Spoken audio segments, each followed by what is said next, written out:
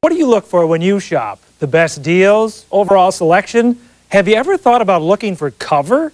Thousands of shoppers nationwide have been injured because merchandise fell on them. Tonight, we go undercover with a safety expert to see how Twin City stores stack up.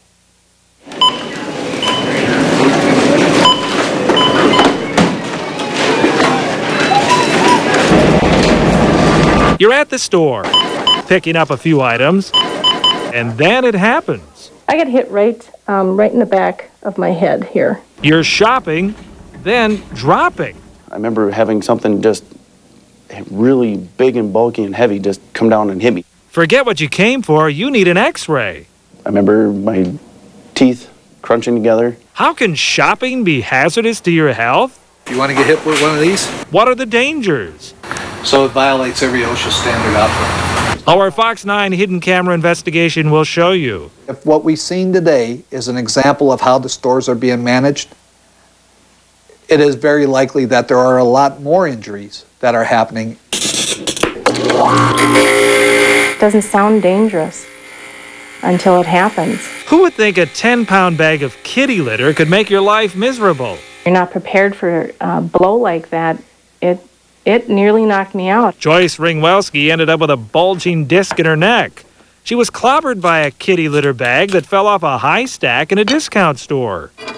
Force is mass times acceleration. The force that hit Joyce was equal to pounding a hammer with all your might. That would hurt.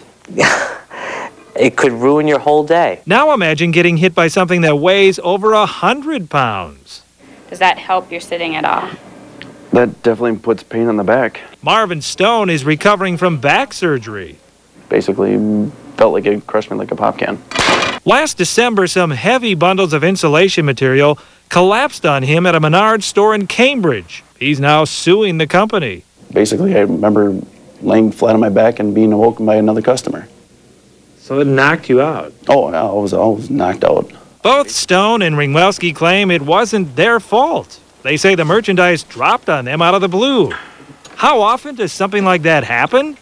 Retailers are reluctant to say, and they're not required to report it, but the Fox 9 investigators found evidence the victims of falling merchandise number in the thousands.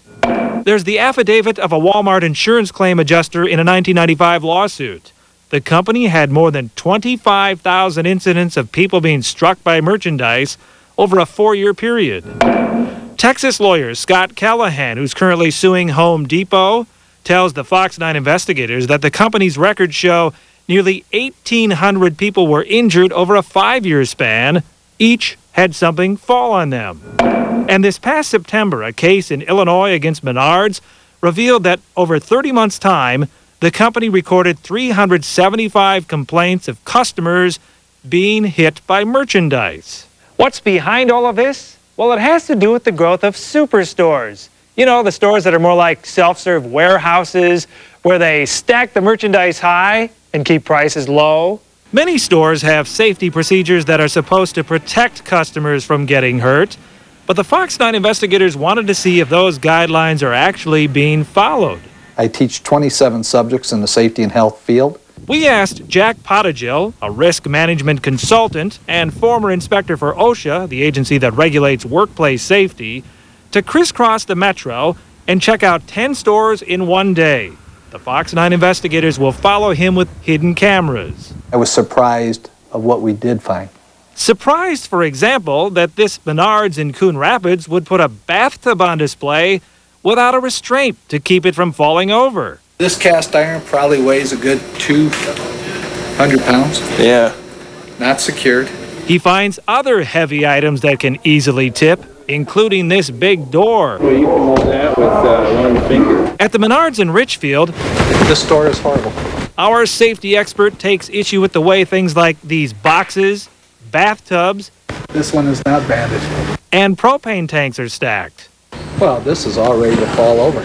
But he's most concerned about these 2 big pieces of carpeted plywood left in an aisle. Our former OSHA inspector says they could easily tip over and crush a child. I would not want my family to go in this store. There have been cases of children being killed by falling merchandise. One of them, Janessa Horner. 3 years old. In 2000, she was crushed at a Home Depot store in Idaho. A load of kitchen countertops fell from a forklift. You think this is going to hold anything?